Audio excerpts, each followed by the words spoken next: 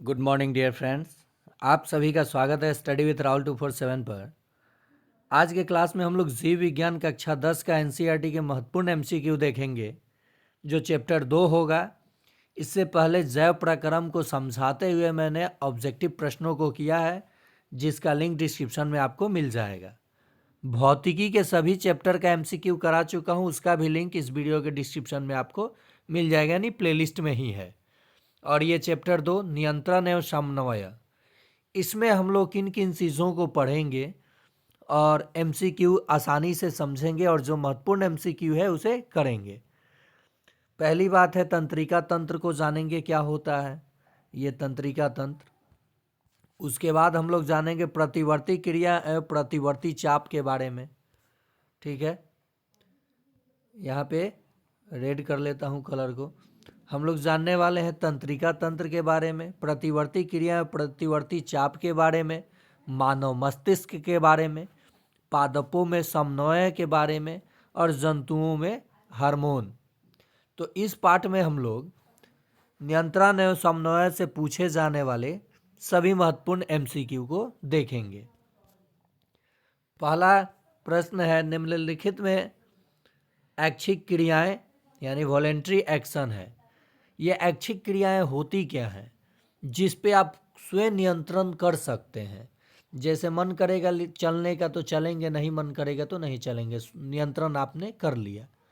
क्या heart beat पे आप नियंत्रण कर सकते हैं, खुद रोक सकते हैं? नहीं रोक सकते हैं। तो यहाँ जिन क्रियाओं को आप अपने मर्जी से चला सकते हैं, रोक सकते हैं, ऐच्छिक क्रियाएं कहलाती हैं। तो इसमें हो जाएगा लिखना, चलना, बोलना, ये सभी आपकी ऐच्छिक क्रियाएं हैं। तो आंसर हो जाएगा उपर्युक्त सभी। अगला प्रश्न है, निम्नलिखित में अनैच्छिक क्रियाएं हैं इनवॉलेंट्री एक्शन, जिस पे आपका नियंत्रण नहीं हो सकता है। जैसे पाचन हो गया, श्वसन हो गया, दिल का धड़कन हो गया, ये सब स्वयं नियंत्रित नहीं कर सकते हैं आप। ये नियंत्रण वेद के बाद ही संभव है। तो ये अनैच्छिक क्रियाएं कहलाती हैं। और पाचन, श्वसन, दिल का धड़कना, ये सब अनैच्छिक क्रियाएं हैं। तो आंसर हो जाएगा उपर्युक्त सभी। तीसरा प्रश्न है, निम्नलिखित में प्रतिवर्ती क्रियाएं रिफ्लेक्स एक्शन है। देखिए ये प्रतिवर्ती क्रिया होती कैसे है। जैसे मान लीजिए आपने लंटेन का शीशा, पहले लंटेन होता था, शीशा आपने छुआ, तुरंत गर्मी लगा, हाथ हट गया। ठीक है, आँख में कीड़े आने के समय आँख का पलक का अचानक झपक जाना, ये सब क्या होती हैं? प्रतिवर्ती क्रियाएं होती हैं। तो इसका आंसर हो जाएगा दोनों। और ये केवल क्लास 10th बोर्ड एग्जाम के लिए ही महत्वपूर्ण नहीं है, आने वाले कंपटीशन यानी SSC GD, railway group D, BPSC TRE 4, सक्षमता 3, सभी के लिए महत्वपूर्ण है। क्या है? सभी के लिए ये महत्वपूर्ण है। निम्नलिखित में ज्ञानेंद्रियां नहीं है। तो देखिए 5 ज्ञानेंद्रियां होती हैं, उसमें से कौन से ज्ञानेंद्रिय इसमें नहीं दिया है वो चुनना है। आँख तो ज्ञानेंद्रिय है, कान भी है, त्वचा भी है, जीभ भी है। जीभ होता है ना ज्ञानेंद्रिय, 5 ज्ञानेंद्रियां, लेकिन हाथ जो है ये ज्ञानेंद्रिय नहीं है। तो कौन कौन? आँख, कान, त्वचा, जीभ और नाक, ये हमारी ज्ञानेंद्रियाएं हैं। नेक्स्ट है, दो तंत्रिका तंत्र के बीच खाली स्थान को क्या कहते हैं? ये काफ़ी वीवीआई प्रश्न है कंपटीशन की दृष्टि से देखा जाए तो इसे स्नैप्स कहते हैं। क्या कहते हैं? स्नैप्स कहते हैं। मानव मस्तिष्क का सबसे बड़ा भाग है। तो सेरेब्रम मानव मस्तिष्क का सबसे बड़ा भाग होता है। मानव मस्तिष्क के कितने भाग हैं? तो मानव मस्तिष्क के 3 भाग हैं, अग्र मस्तिष्क, मध्य मस्तिष्क और पश्चिम मस्तिष्क। तो मानव मस्तिष्क के कितने भाग हैं? तो आप कहेंगे 3 भाग हैं। केंद्रीय तंत्रिका तंत्र के भाग हैं। तो मस्तिष्क और मेरुरज्जु दोनों को मिलाकर इसे कहा जाता है केंद्रीय तंत्रिका तंत्र। क्या कहा जाता है?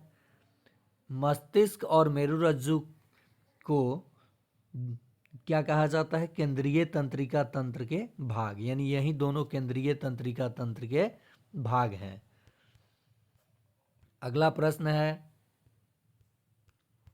देखिए अगला प्रश्न क्या कहता है? मस्तिष्क का औसत वजन है, मानव मस्तिष्क का औसत वजन कितना होता है? तो लगभग 1350 ग्राम।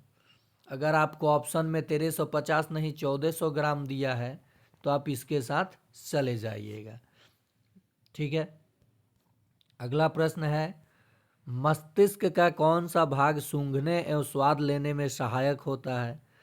तो ये होता है थैलेमस। कौन होता है? थैलेमस। मस्तिष्क का जो थैलेमस होता है वो हमें सूंघने एवं स्वाद लेने में सहायता प्रदान करता है। अगला प्रश्न है, मस्तिष्क का कौन सा भाग बुद्धि और चतुराई का केंद्र कहलाता है? तो यह प्रमस्तिष्क ही बुद्धि और चतुराई का केंद्र कहलाता है। इसका सही जवाब क्या हो जाएगा? प्रमस्तिष्क।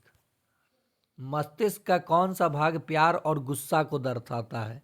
तो इससे तो गुस्सा वाले यानी हाइपर ना होइए, तो आप आसानी से हाइपोथैलेमस के साथ जा सकते हैं। यानी मस्तिष्क का कौन सा भाग प्यार और गुस्सा को दर्शाता है? तो आपका जवाब होगा हाइपोथैलेमस। मस्तिष्क का कौन सा भाग ऐच्छिक, ये क क्रियाएं नहीं, ऐच्छिक क्रियाओं का नियंत्रण करता है? तो ये सेरेबेलम जो है ऐच्छिक क्रियाओं को नियंत्रित करता है। अगला प्रश्न है, मस्तिष्क का कौन सा भाग अनैच्छिक क्रियाओं को नियंत्रित करता है? तो ये मेडुला ऑब्लोंगेटा। ये ऑब्लोंगेटा गलत लिखा गया है, लेकिन इसका सही जवाब क्या हो जाएगा? मस्तिष्क का कौन सा भाग अनैच्छिक क्रियाओं को नियंत्रित करता है? तो कहिएगा मेडुला ऑब्लोंगेटा। नेक्स्ट है, मस्तिष्क और मेरुरज्जु, मेरे राज्यों नहीं, मेरुरज्जु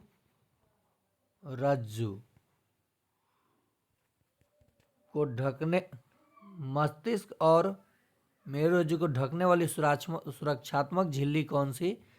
ये मेरुरज्जु यह नहीं होगा। ठीक है। यह मस्तिष्क के आंतरिक भाग को ढकने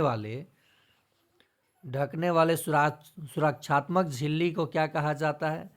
तो इसे मेनिंजेस कहा जाता है। क्या कहा जाता है झिल्ली को? मेनिंजेस कहा जाता है। मनुष्यों में मेरु तंत्रिकाओं के कितने जोड़े पाए जाते हैं? तो ये मनुष्यों में 31 जोड़े पाए जाते हैं।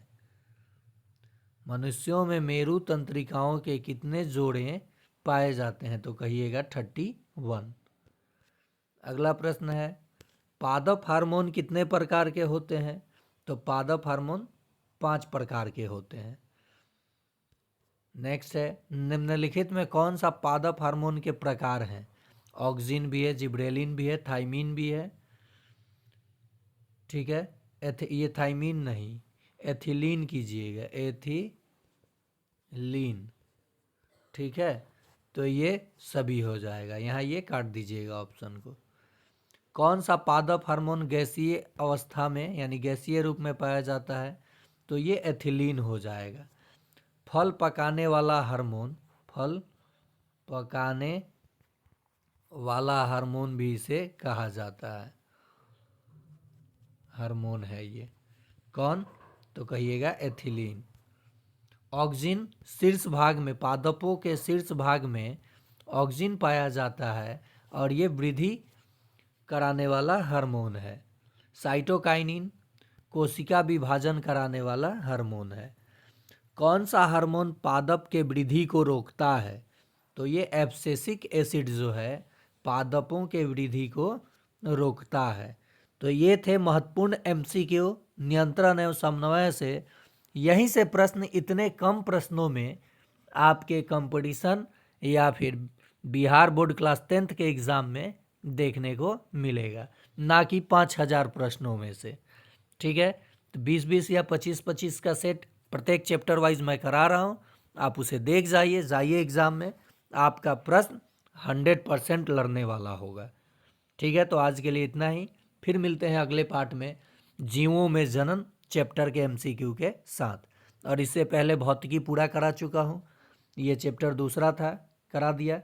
प्लेलिस्ट का लिंक इस वीडियो के डिस्क्रिप्शन में आपको मिल जाएगा।